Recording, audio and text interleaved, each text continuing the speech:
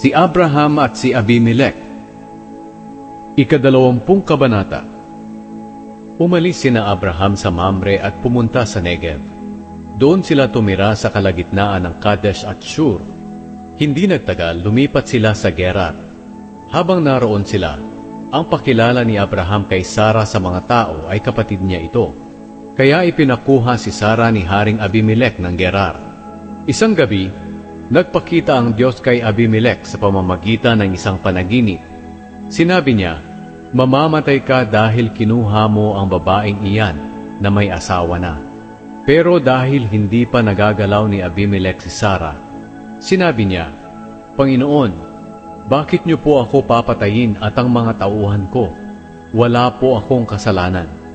Sinabi po kasi ni Abraham na kapatid niya si Sara. At sinabi rin ni Sara na kapatid niya si Abraham, "Inosente po ako at wala akong masamang balak sa pagkuha kay Sara." Sinabi pa sa kanya ng Diyos sa panaginip, "Oo, alam kong wala kang masamang balak.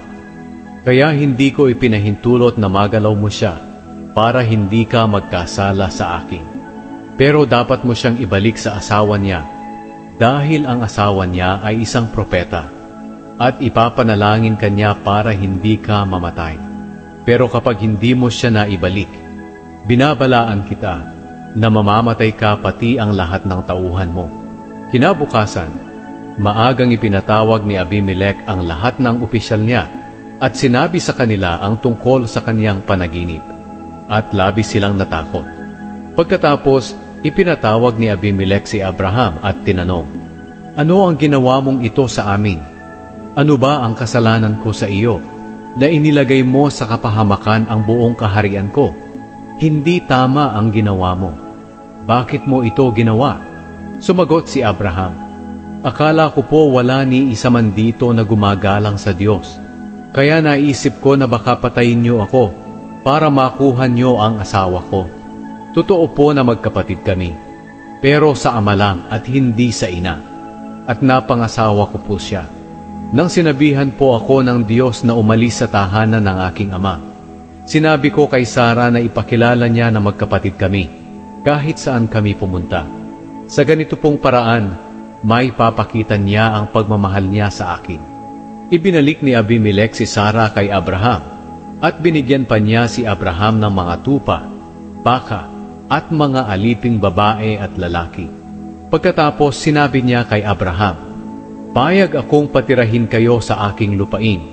Tumira kayo kahit saan ninyo gusto."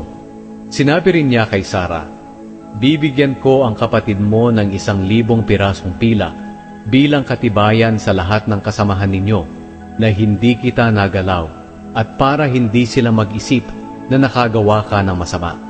Dahil sa pagkuha kay Sara, niloob ng Panginoon na hindi magkaanak ang lahat ng babae sa sambahayan ni Abimelech. Kaya nanalangin si Abraham sa Diyos, at pinagaling ng Diyos ang asawa ni Abimelech at ang mga alipin niyang babae para muli silang magkaanak. Pinagaling din ng Diyos si Abimelech sa kaniyang karamdaman.